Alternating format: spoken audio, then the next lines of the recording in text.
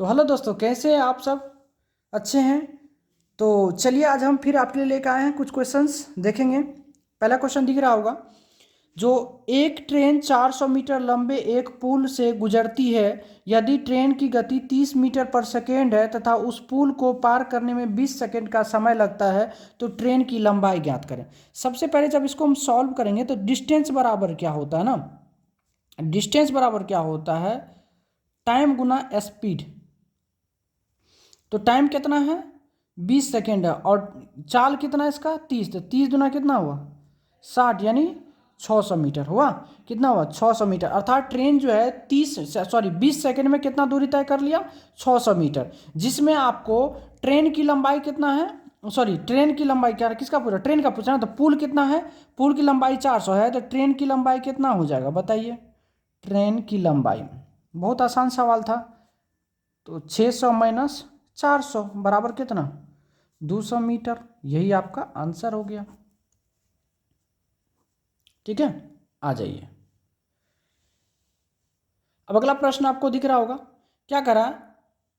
अगला प्रश्न कह रहा है जो ए तथा बी की आयु का अनुपात 6:5 है तथा दोनों का आयु का योग कितना है 44 वर्ष, तो 8 वर्ष बाद। बहुत प्यारा सवाल है ना। तो रेशियो दिया हुआ कितना, रेशियो दिया हुआ आपको 6:5, मतलब टोटल कितना यूनिट हुआ 11 यूनिट। कितना हो गया 11 यूनिट का वैल्यू कितना है 44, तो 1 यूनिट का वैल्यू कितना हो गया 4। अब देखिए 6 यूनिट का वैल्यू कितना हो गया, तो 6 चौके 24, 5 यूनिट का वैल्यू कितना हो गया 5 चौके 20। अब 8 वर्ष बाद, 8 वर्ष बाद अगर देखा जाए तो ये 24 वर्ष अभी है, तो 8 वर्ष बाद कितना हो जाएगा 32 हो जाएगा। और ये 20 वर्ष अभी है, 8 वर्ष बाद कितना 28 वर्ष हो जाएगा। 24 8 कितना होगा 32 बटे कितना 28, काटेंगे तो कितना होगा 4 से काटेंगे 4 8 32 और 7 चौका 28, अर्थात रेशियो क्या निकल गया 8:7। यही आपका आंसर है। बहुत आसान था। चलिए अगला प्रश्न हम की बात करते हैं। कह रहा 6 संख्या का औसत कितना है 4.5 है। इन संख्या के जोड़ को, ठीक है, 3 के वर्ग से विभाजित किया जाए। बहुत प्यारा सवाल है। अब योग अगर बात करिएगा, योगफल, तो 6 गुना कितना हो जाएगा बताइए 4.5, ठीक है ना। और भाग किससे देना है, भाग देना है। भाग किससे देना है 3 के वर्ग से, 3 तिया 9। अब इसमें भाग दे दीजिए तो संख्या क्या आएगा, न्यू संख्या कितना आएगा, तो 6 गुना कितना 4.5 बटे कितना 9, 9 पचा 45 यानी 0.5, 6 पंचा 30 यानी कितना 3.0, अर्थात संख्या कितना आ गया 3 आ गया। बहुत आसान सवाल था। चलिए अगला क्वेश्चन आपको दिख रहा है। कह रहा एक भोजन पार्टी के अंत में 10 लोगों ने एक दूसरे से हाथ मिलाए तो कुल कितनी बार हाथ मिलाए। जब इस टाइप की प्रश्न आ जाए तो लिखेंगे हाथ मिलाने की संख्या। हाथ मिलाने की जो संख्या होती है वो n इंटू एन माइनस 1/2 होता है। एक फॉर्मूला याद रख लीजिए, आंसर बन के रेडी है। तो n का मान कितना है 10, गुना कितना होगा 10 माइनस 1 बटे कितना करना है 2 करना। तो ये कट गया आपको कितना मरतबे 5 मरतबे। तो यहाँ से हो गया कितना 5 गुना 9, 9 पचे कितना हो गया 45। ये आपका आंसर बन के रेडी है। ठीक है, चलिए आगे एक प्रश्न है उसको जरा देखेंगे। अगला प्रश्न क्या कर रहा है, एक कार्य पूरा करने में 20 से 50% अधिक समय लेता है। यदि दोनों एक साथ कार्य करते हैं तो उन्हें 18 दिन लगता है। तो तदनुसार बी अकेला उस काम को कितने दिन में करेंगे। सबसे पहले अगर मैं यहाँ बात करूँ तो यहाँ पे टाइम की बात कर रहा है।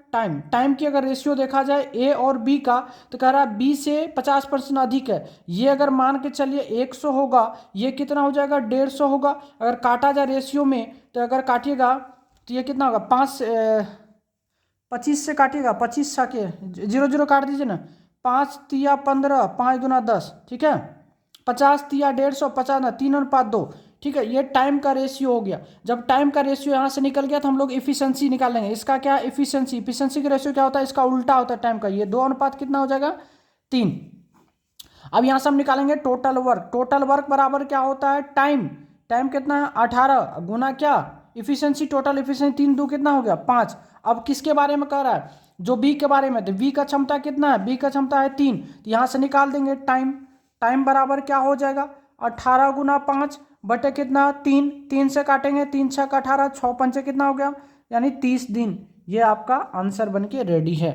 बहुत प्यारा सवाल है। ठीक है, अब बात करेंगे आगे की सवाल में। आगे क्या कर रहा है, यदि एक व्यक्ति प्रत्येक 2 घोड़े, ठीक है, को 14,000 रुपया में बेचता है, एक पर 15% लाभ होता है परंतु दूसरा पर 15% हानि होता है, तद अनुसार पूरे व्यापार में उसे कितना परसेंट का लाभ या हानि होगा। देखिएगा एक प्यारा सा इसका कंसेप्ट याद रखिएगा, जब एसपी समान रहे, एसपी समान रहे और एक को x% लाभ तथा दूसरे को x% हानि पर बेचा जाए तो हमेशा x² की हानि होती है।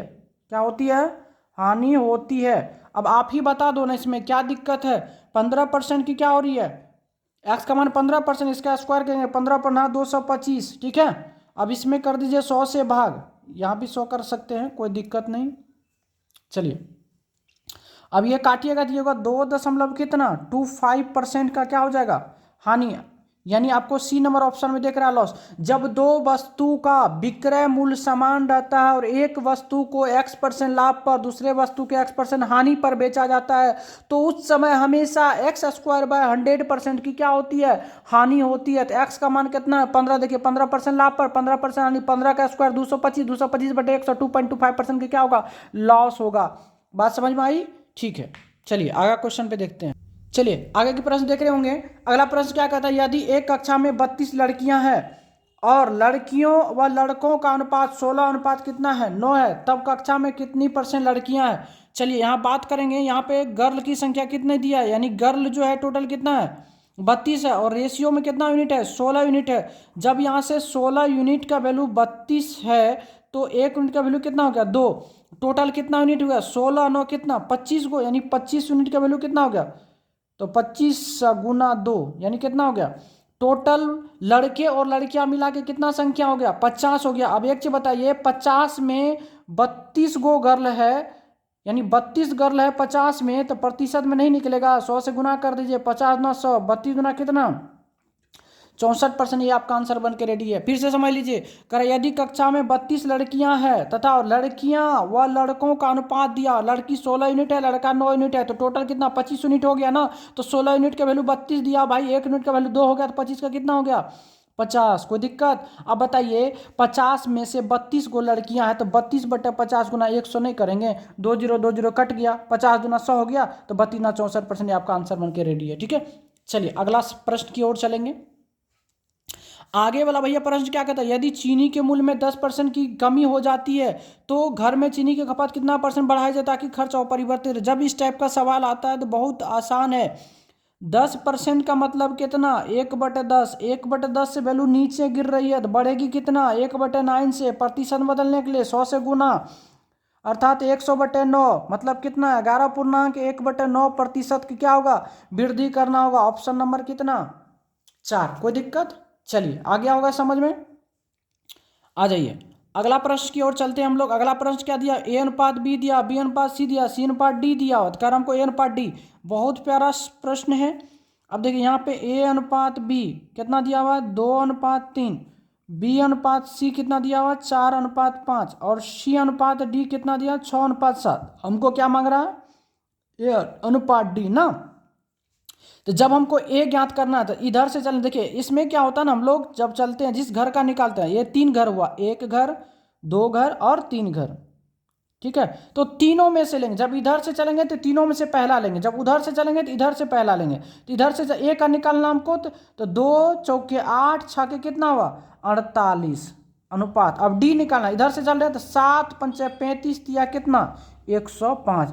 अब इसको अगर काट दीजिएगा आप 3 से तो यह जगह कटेगा 16/35। ये आपका आंसर बन के रेडी है। बहुत प्यारा सवाल है, ठीक है।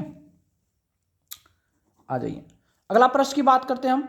कह रहा इसको यानी √81 यानी 810 को सरलतम रूप में लिखना, छोटा रूप में करना। तो कौन सी बड़ी बात है इसमें, आराम से कर दीजिए ना। 81 10 क्या इसको मैं से लिख सकते हैं, बोलिए तो 9 गुना 9 गुना 10, 9×81 धन कितना 810। अब इसको 9 का 2 गो 9 है तो 1 वर्गमूल बाहर निकल जाएगा, √10 हो जाएगा। यही आपका उत्तर हो जाएगा, ठीक है। तो हम उम्मीद करते हैं आप लोग से जो क्वेश्चन अभी बताया गया है एकदम समझ में आया होगा। अगर आपको नहीं आया होगा समझ में तो आप हमारे इस नंबर पे मैसेज करके पूछ सकते हो। ठीक है, आज के लिए बस इतना ही, धन्यवाद।